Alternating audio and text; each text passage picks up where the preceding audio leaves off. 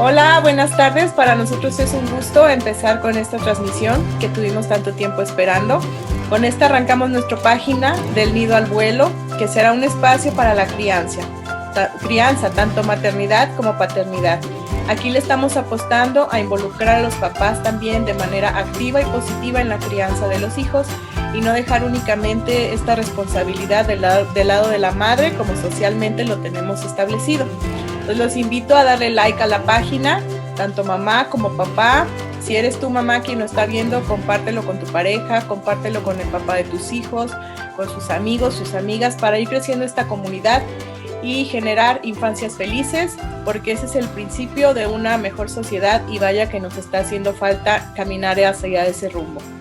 Y estamos muy contentos porque tenemos como madrina una joya, tanto de persona como de profesionista, la maestra Luz del Carmen Aguilar. Hola, Luz.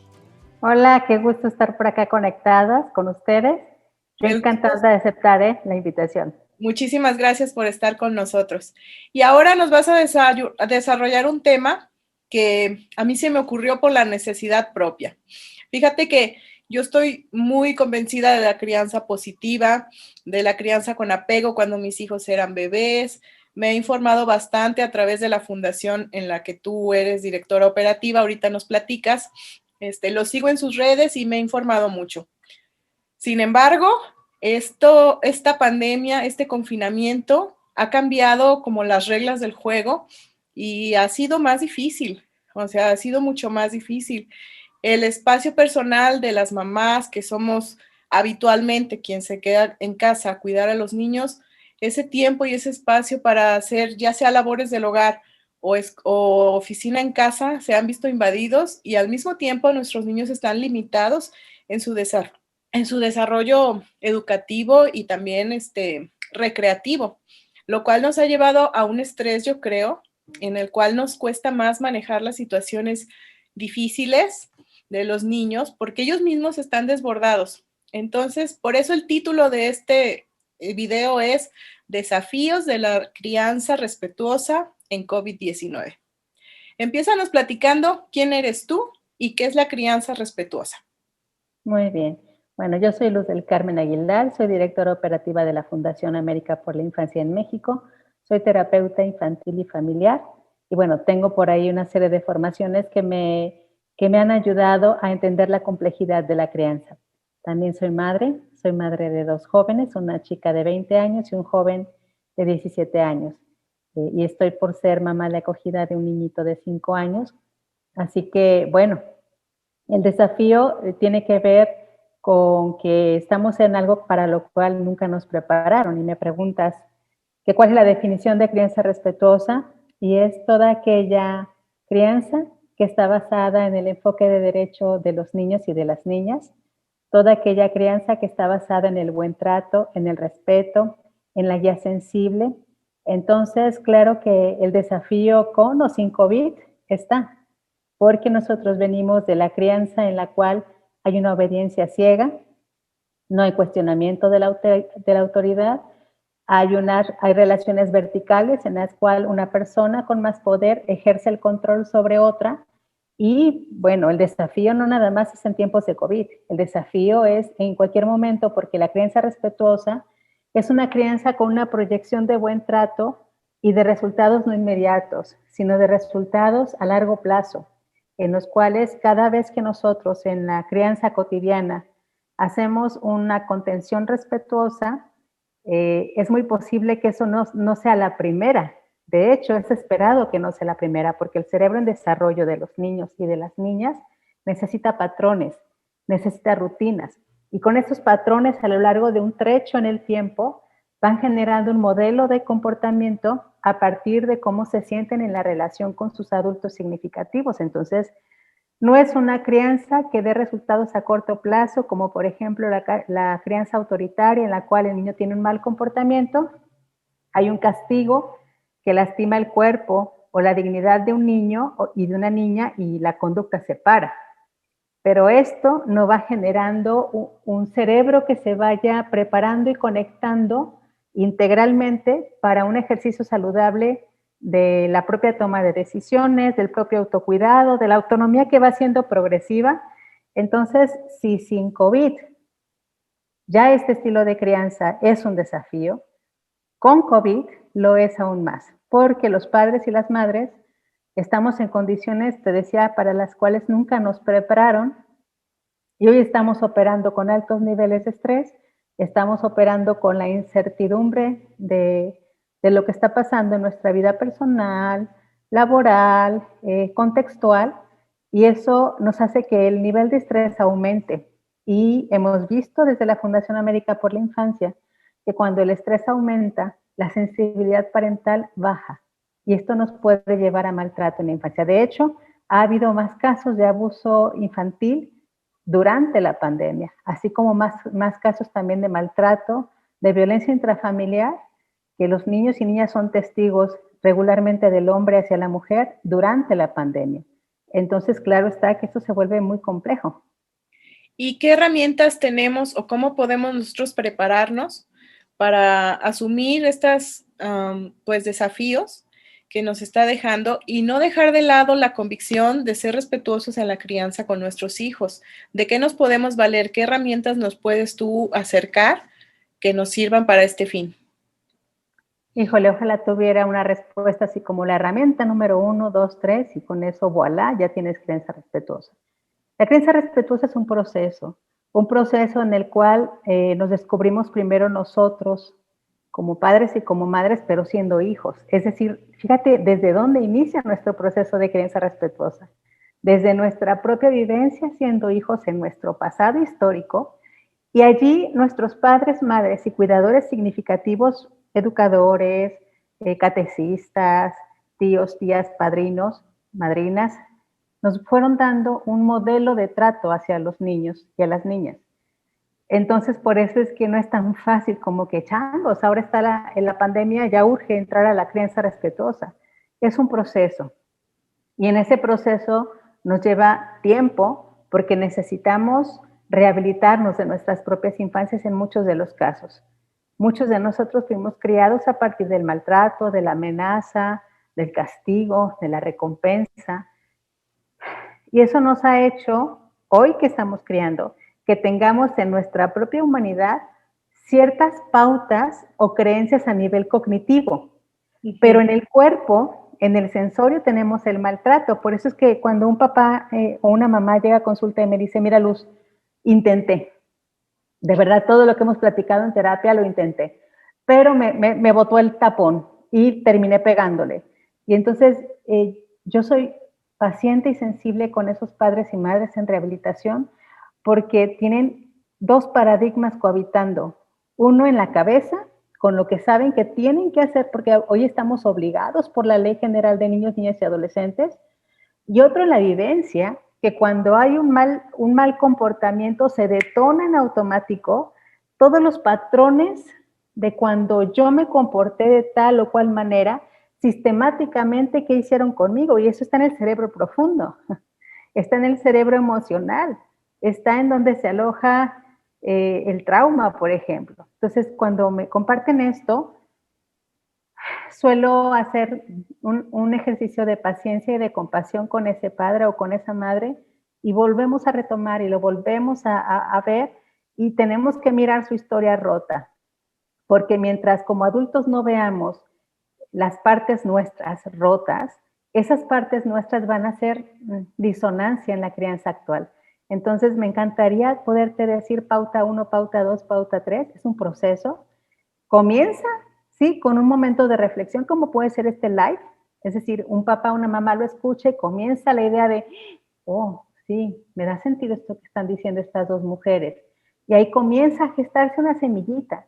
Pero para que esa semillita florezca y se haga el buen trato consistente, pasa un tiempo, pasa un periodo de recuperación y entonces por eso es tan importante la difusión. En América por la Infancia constantemente estamos buscando nichos de difusión, por eso es que aún con mi agenda apretada me hice el espacio para estar contigo y más porque me elegiste y me pareció un honor ser parte de ser madrina de esta página y bueno, entonces necesitamos espacios como estos. Hasta papás y mamás que tuvieron una historia de vida suficientemente buena que les es más fácil, que se recuperan más rápido de la frustración, que acompañan con mayor paciencia, pero te estoy hablando que acompaña a una mamá que tiene 5 años en rehabilitación parental, 5 años, entre haber estudiado la maestría, entre entrar a diplomados, entre entrar a cursos, entrar a proceso de terapia, y todavía le sigue operando, a veces cuando tiene suficiente nivel de estrés,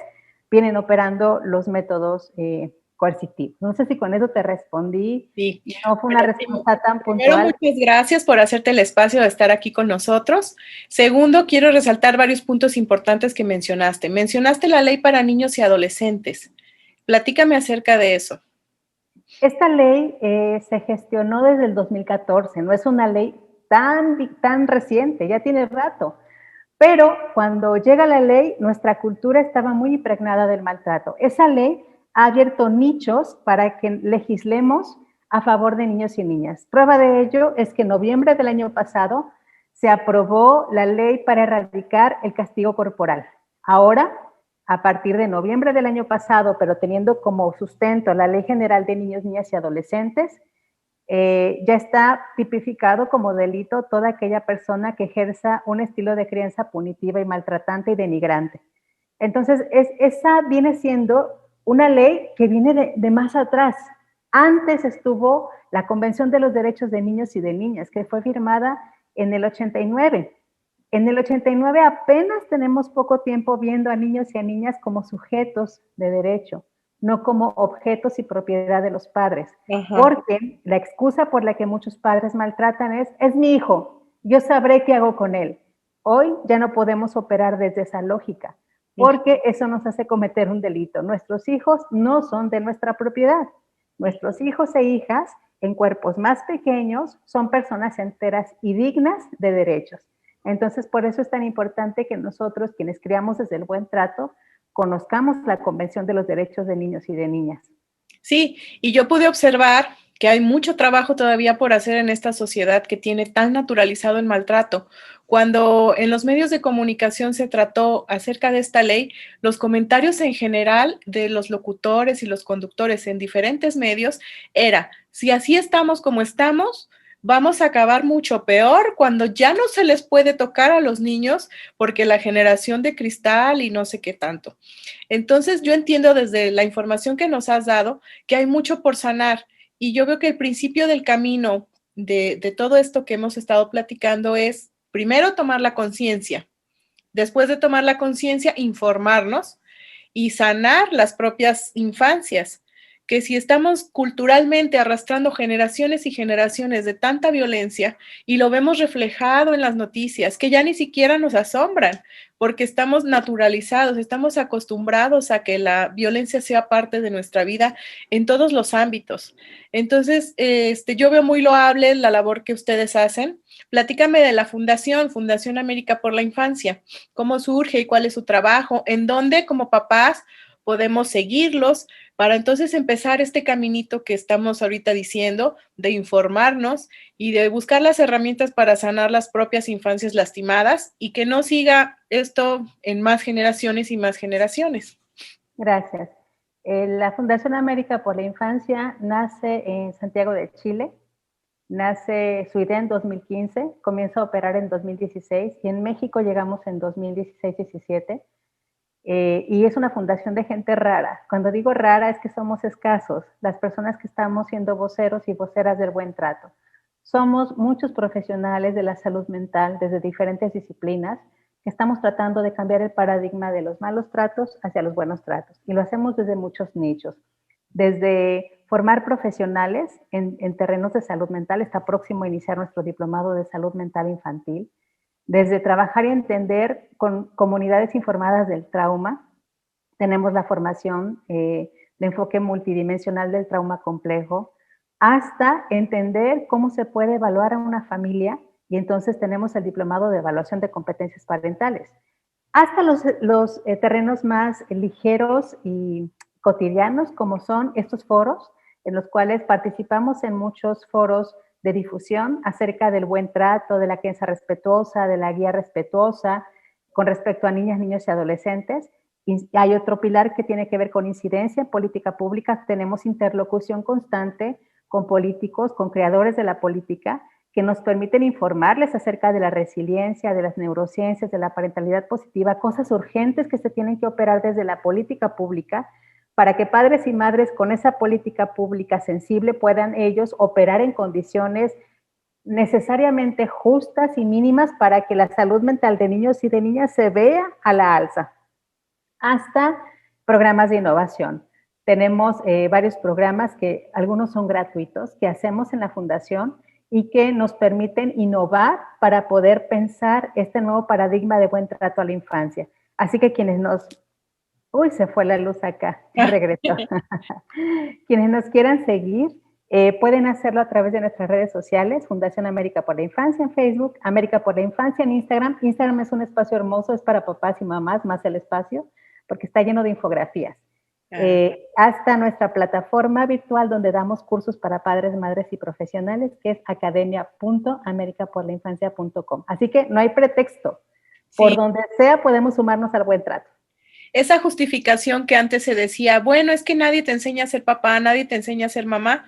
Bueno, creo que en estos tiempos ya no es una justificación, porque hay muchos caminos para informarse. Si uno tiene la voluntad de hacer las cosas diferentes y hacerlo mejor por nuestros hijos, ahí están los caminos. ¿El diplomado es para público en general? El de salud mental infantil, sí. La condición es que sean profesionales. Ajá. Pero fíjate, en este diplomado, una característica muy linda es que al final tienen que hacer un proyecto de prevención a la salud mental. Y hay quien lo hace en su familia. O sea, un proyecto de prevención de promoción de la salud mental en tu familia. Hay quienes lo hacen en su escuela. Razón de este diplomado, con un proyecto nació Activistas por la Infancia, que no sé si lo siguen, pero si pueden, síganlos en redes. Es Nayarita el proyecto.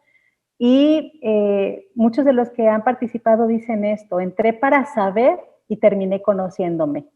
Entonces, es un diplomado que atraviesa las humanidades y me parece que pagamos mucho por conocimiento, pero necesitamos no nada más pagar por conocimiento, sino por un conocimiento que nos rehumanice, porque con los golpes, ¿sabes? Perdimos nuestra dignidad y nuestra condición humana, porque cuando golpeamos bestialmente a un niño, cuando lo ignoramos, estamos deshumanizando a esa otra criatura cuando nos deshumanizamos también nosotros. ¿Y qué secuelas trae para los niños la nalgada a tiempo? Porque luego también como sociedad como que separamos. No, una cosa es la violencia, ya golpearlos fuertísimo, que ya llevarlos al hospital, pero como si hubiera una gama de decir, hasta aquí está permitido. Las pompis sí y la nalgada sí, pero de aquí para allá ya no, porque eso sí ya no sería correcto. O sea, ya el cinturón o ya golpear otra parte del cuerpo ya sería más grave. Entonces yo quiero que nos hables de que la violencia es todo, o sea, la violencia es desde el jalón de pelo, desde el pellizco, desde ignorar, y qué secuelas tiene en el cerebro de un niño en crecimiento esta violencia ejercida hacia ellos. Fíjate, justo nuestro primer módulo del diplomado se llama Buenos Tratos y Enfoque de Derecho. Y cuando Gaudí magistralmente conduce este módulo, dicen las personas, wow, no sabíamos que la violencia está tan inmersa que está prácticamente en muchas condiciones de crianza. No hay ningún elemento de la neurociencia que ha hecho estudios serios desde los años 90 que nos diga que hay una diferencia significativa en el maltrato a nivel verbal, a nivel de las nalgas. Pareciera que las nalgas no producen dolor en el sistema nervioso. Fíjate qué estupidez. ¿Has escuchado la frase, para eso se las puso Dios? Para eso sí. Están, como si para eso fueran. Es una verdadera sandez. Sí. Pero sí, las neurociencias nos han dicho que mientras más jóvenes son los cerebros en desarrollo, mayor sensibilidad y buen trato requieren, porque los primeros 1000 días hasta los 3000 días o incluso hasta los 5000 días del arranque de la vida son básicos para que ese cerebro comience a hacer las conexiones y comience a crecer toda su capacidad de conexión.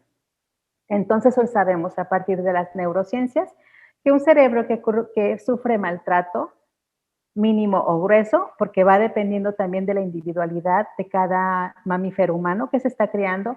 Hay niños hipersensibles, que una nalgada puede ser significativamente suficiente para generar trauma, porque cada cerebro es diferente.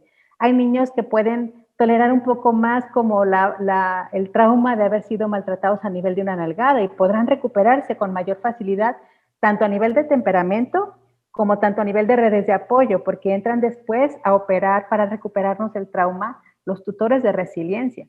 Entonces, por eso es que hay mucha gente que dice que no le hizo daño una nalgada. Ojo, una nalgada nunca llega a tiempo, una nalgada jamás se agradece, una nalgada rompe nuestra condición humana, rompe nuestra voluntad y rompe nuestra dignidad. ¿Por qué hoy día, a pesar de la nalgada, soy una persona suficientemente funcional?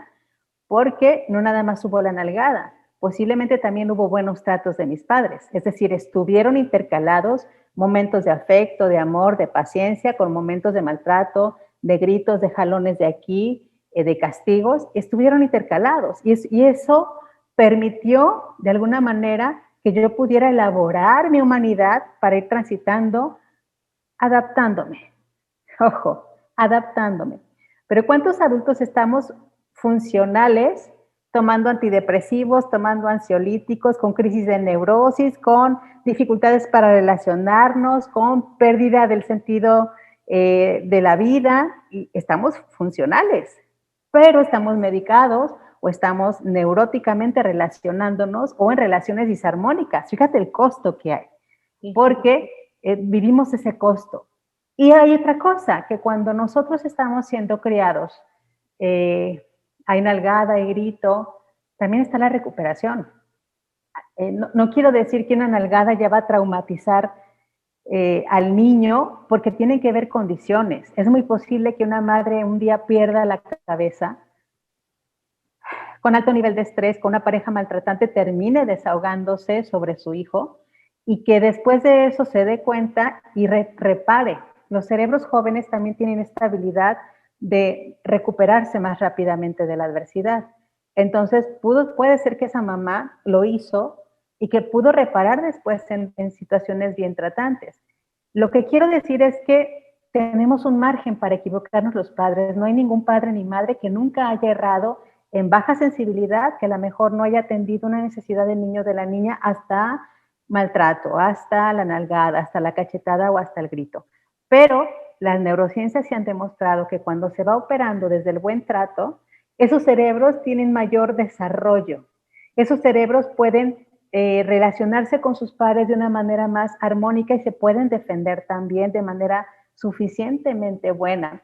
Esos cerebros se recuperan más rápidamente de cualquier embestida que nos tenga en la vida.